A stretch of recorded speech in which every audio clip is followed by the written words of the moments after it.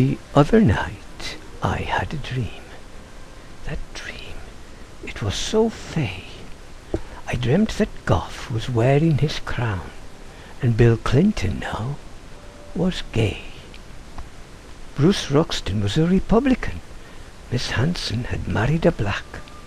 Christopher Skase was coming on home, 'cause Packer had the sack. Bob Hawke was oh so humble, apologising all the time to all those silly old buggers standing patiently there in a line. Little Johnny now was 6'6". He towered above poor Kim, who now was so anorexic. My God, you could see through him. Sydney Casino was giving food coupons to the poor of Sydney town, who once were those high rollers, till a little weakness brought them down. I dreamt that doctors queued for patients, and lawyers had lowered their bills, politicians had stopped kissing babies, and the Pope had gone on the pill. I dreamt that Flo had poisoned Joe with a piece of her pumpkin pie, so Joe went straight to heaven, asking God to stand aside. Fred Nile marched in the Mardi Gras in his skimpy leathers and chains, cheered on by that crowd in Oxford Street. He went prancing off up the lane. As I wandered up through Paddo, I saw those guys in frocks. So ended that dream in the King's Cross bar with a Sydney on the rocks.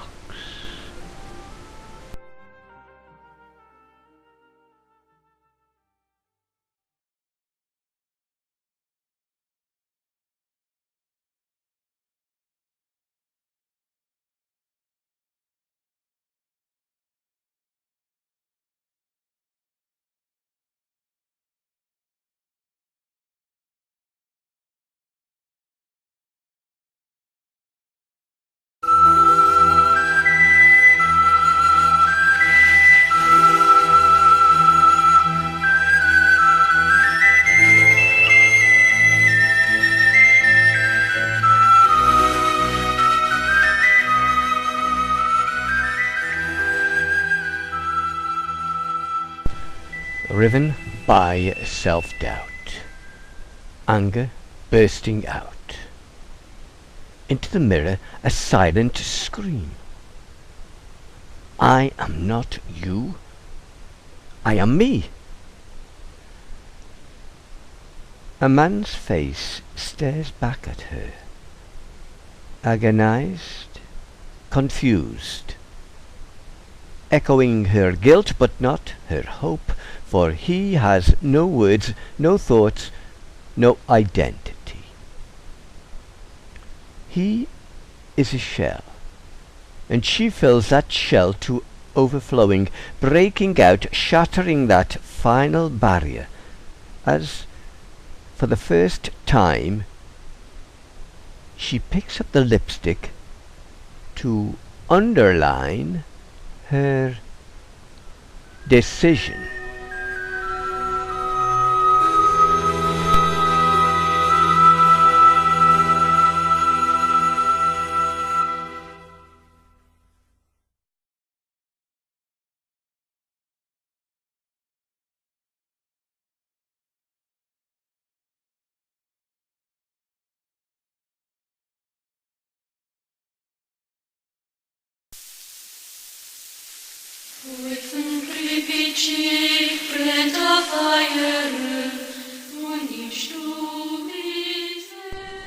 Medieval mystic, musician, nun. Sought out for discourse by Pope and Prince, when women walked in shadows, she shone bright. From the pulpit high to the common folk below, she preached the word of God. When women had no voice, her voice was heard. And her music, oh yes, her music, a feather floating on the breath of God. When women had no song, she was the singer.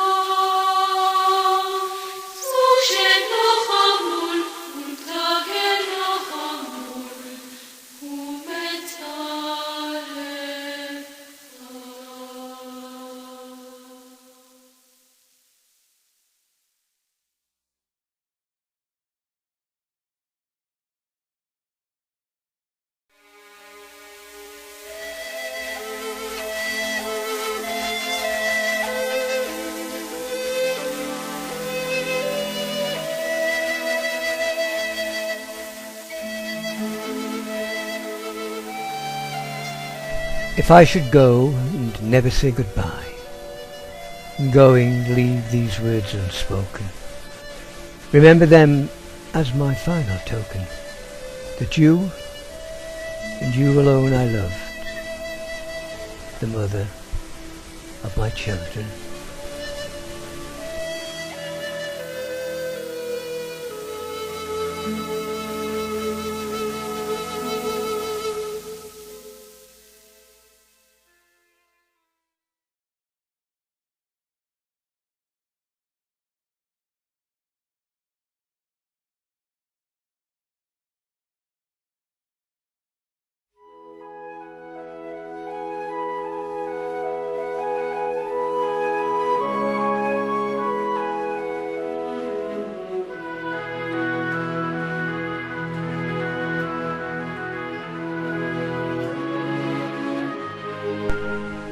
Dawn on the jetty.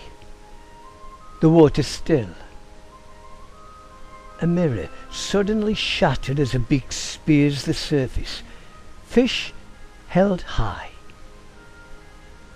The cormorant pauses, considers, then diving disappears to bob up again a second time, then a third. Same problem. Big fish, small bird. And then, attracted by this repetition, an eagle floats into position, poised, ready to heist this prophet's sacrifice. And then, the air is filled with noise as two magpies, eschewing boys, attack the new invader. With squawks, squeaks and savage beaks they harry this old eagle, who shrugs them off, banks towards his target, accompanied of course by the magpies, who without pause scream out their vituperation, which, now closer, alarms the cormorant, who dives. The eagle brushes the surface and, empty-taloned, effortlessly resumes its solitary vigil in the sky. One frustrated eagle, two triumphant magpies, and now, surfacing once more, one cormorant, head held to one side, uncomfortable, awkward, as if in consideration of a new problem. Constipation.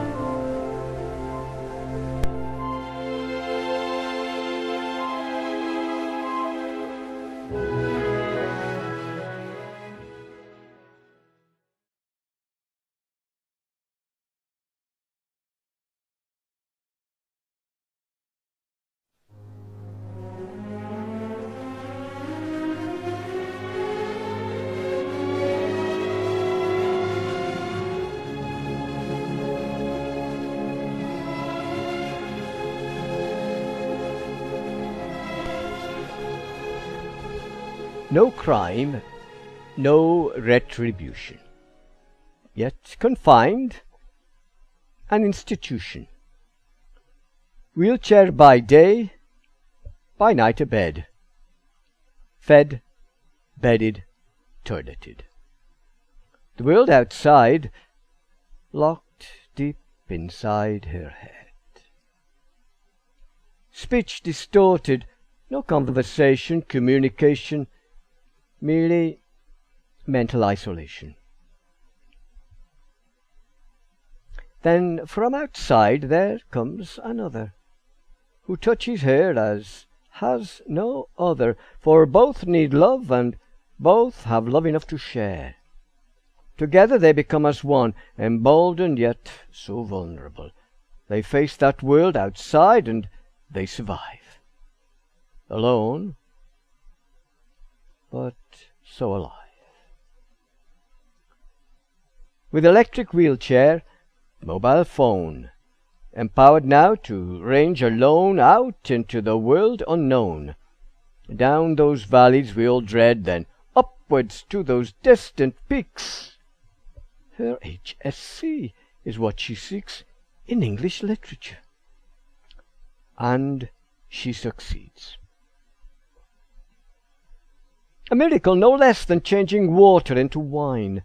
For now there's speech where once was babble. Ideas once trapped locked deep inside now have wings and take to flight through her computer to the press, to MPs, councillors, and the rest. She fights for those who cannot fight, against those with eyes who will not see the needs of those who are not free, locked inside bodies they cannot control.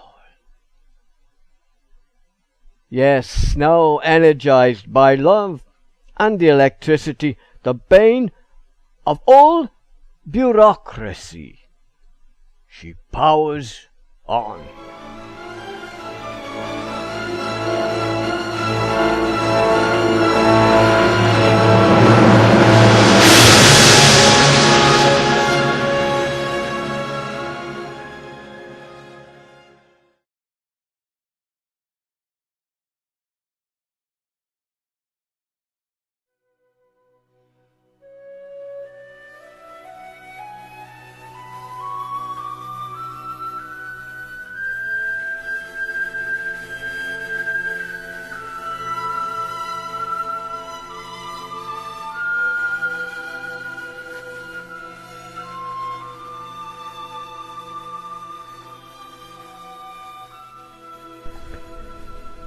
They watch us as we watch them undulate towards us, full of curiosity, gently nuzzling at the bow.